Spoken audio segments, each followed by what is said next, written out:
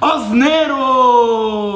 Vou fazer você sambar, a poeira vai subir, a galera estremecer e a moca vai te enlouquecer.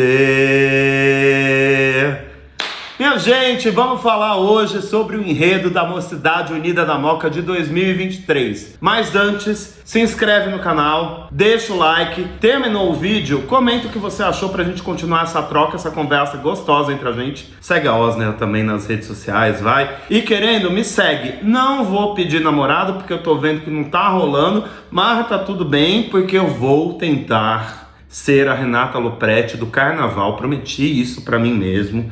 Vim até, mais discreta aqui pra esse vídeo. Vamos lá? Vamos começar a falar do enredo de 2023 da Mocidade Unida da Moca? O nome do enredo é O Santo Negro da Liberdade, que fala sobre a história de Francisco José das Chagas, o Chaguinhas, como é conhecido pelos fiéis. A ideia original é do Gui Cruz, que é um dos intérpretes da escola, e do Thiago SP. A sinopse foi desenvolvida pelo trio de carnavalescos da escola, o Caio Araújo, o Wallace Vinícius e o William Tadeu. E eles separam a sinopse para contar essa história em 5 partes. A primeira parte fala sobre a história do Francisco José das Chagas, sobre a perspectiva de um homem negro que decide não ser servil e nasceu nos anos de 1800, quando era uma premissa praticamente, né? Nascer negro e ser escravo, então ele decide não ser escravo, então eles falam sem chibata e sem açoite, vira soldado pro Porto de Santos. Ele é do 1º Batalhão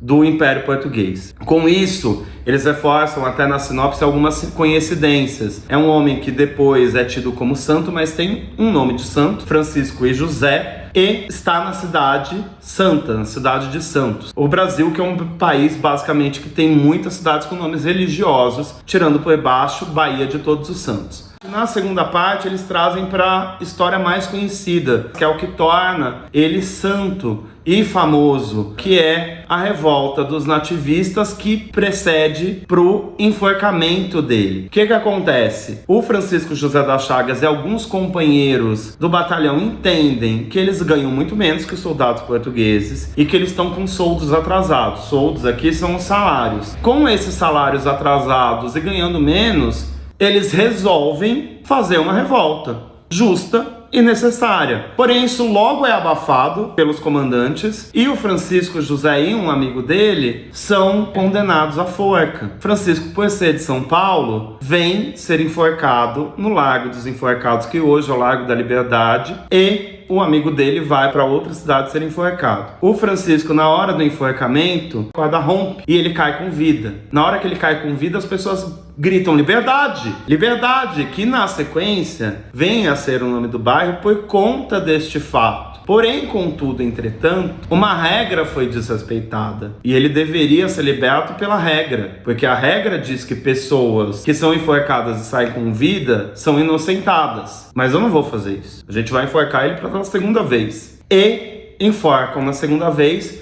Na segunda vez a corda, arrebenta e ele sai com vida. E as pessoas gritam, milagre! Aconteceu um milagre. Estão convencidas disso e com certeza da injustiça que está acontecendo ali na frente. Não convencido, o executor, e aqui tem uma imprecisão histórica, tá, gente? Uma parte das informações históricas dão conta que o Francisco José das Chagas foi enforcado pela 3ª vez. No enforcamento saiu com sinais vitais e daí espancaram ele até a morte, os executores. Outros dizem que os executores só espancaram ele até a morte. De qualquer forma, ele faleceu e foi enterrado no Cemitério dos Aflitos, e aí a escola fecha este módulo contando essa história. No 3º módulo, a escola conta sobre a Capela dos Aflitos, que é onde foi construída a igreja em cima do Cemitério dos Aflitos, onde se diz que está o corpo do Chaguinhas, e é o que os fiéis acreditam e é onde deve estar a ossada dele mesmo até hoje. E sobre a procissão de fiéis que vão até lá. Então Então se começa agradecendo e falando sobre essa procissão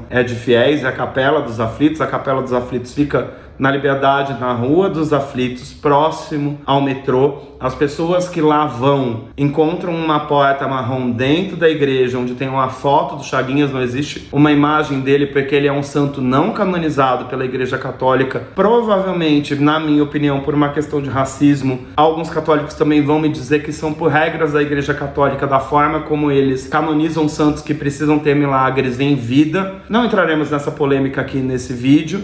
Vão lá, de fato, fazem seus pedidos, batem na porta, chamam pelo Chaguinhas, colocam na fresta. Quando você entra na igreja, eu já tive a oportunidade lá, você vê muitos cartazes agradecendo as graças alcançadas e muitos banners também. Então conta-se essa história desses fiéis e dessa figura santa que por séculos e décadas está sendo cultuado por fiéis na Igreja Católica, e conta também sobre a história do bairro da Liberdade. A partir da Igreja dos Aflitos, o Chaguinhas diz que os retalhos da história dele vão ser montados em outro quilombo, ali nas mãos da Eunice, madrinha Eunice, fundadora da primeira escola de samba de São Paulo. E aqui, gente, não entramos na polêmica de não, mas tem cordões que nasceram, que foram criados antes da Lava Pés e depois viraram escolas de samba. Pois é, viraram depois. A Lava Pés é a escola de samba fundada originalmente como escola de samba. Os cordões foram fundados como escola de samba depois. Primeiro eram cordões. Então a gente está falando de escola de samba que foi fundada como escola de samba. Ok, não vamos discutir isso. Madrinha Eunice, que bandista, fundadora da primeira escola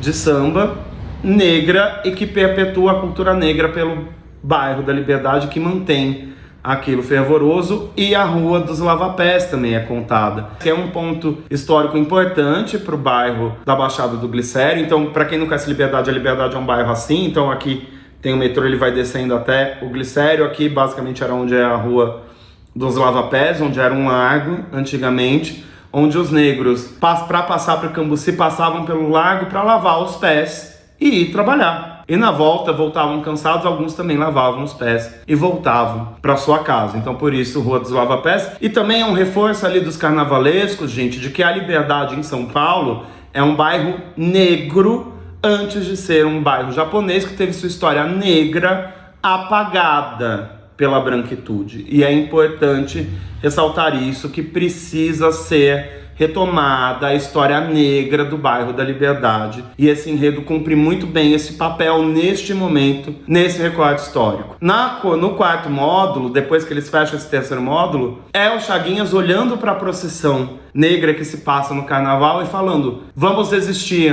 vamos lutar pelos excluídos, vamos saudar os nossos, vamos saudar Itamares, Carolinas, Ademares e Geraldos. Itamares, ele se refere e faz menção a Itamar Assunção, cantor e compositor negro, super importante para o movimento da música brasileira, que hoje tem seu legado levado pela sua filha Anelisa Assunção, também cantora e compositora, tem toda a sua discografia nas plataformas de streaming, vale a pena escutar. Carolina Maria de Jesus, quando ele fala de Carolinas, escritora negra, vários livros lançados. A gente destaca aqui o Quarto do Despejo para quem quer ler e conhecer e começar pela obra da Carolina Maria de Jesus. Ademares, a gente está falando aqui do Ademar, o primeiro bicampeão ouro, tá, minha gente? Ouro olímpico, e ele ganhou na modalidade do salto triplo. E Geraldo, se fala sobre Geraldo, filme, cantor e compositor, baluarte do samba de São Paulo, embrião de muita coisa, uma vasta obra, e é uma pena que tenha um CD dele só nas plataformas de streaming, que é o Canto dos Escravos, junto com a Clementina de Jesus, que é um álbum lindíssimo, mas para uma obra extensa, é uma pena que só tenha um álbum. Mas para quem quiser ouvir algumas de suas músicas, tem muita coisa do Geraldo Filme regravada pela Beth Carvalho no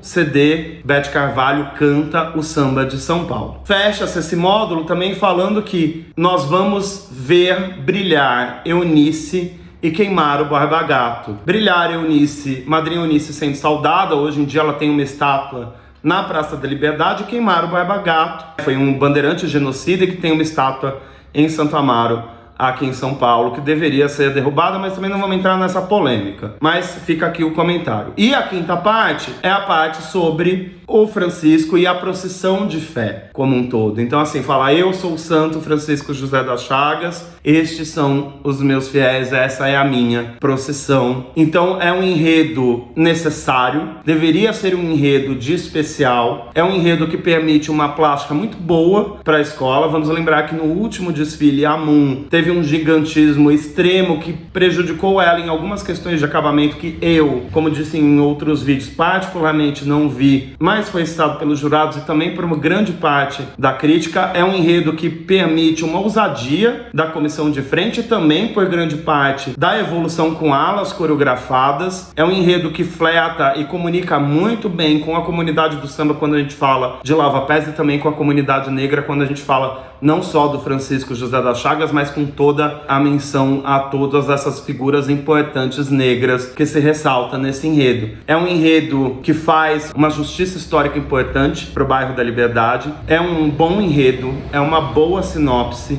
está muito bem desenvolvido porque ele olha para a história, para quem é o Francisco, o que foi, o que aconteceu, o que foi e o que é o bairro da Liberdade, qual a visão de futuro e toda a celebração desse santo hoje em dia. Então, minha gente, vai dar trabalho. É a última escola a desfilar e vem com este super enredo que agora tá na mão dos compositores e na mão da comissão de carnaval e dos demais quesitos, porque o enredo em si e a sinopse são muito boas. Minha gente, é isso.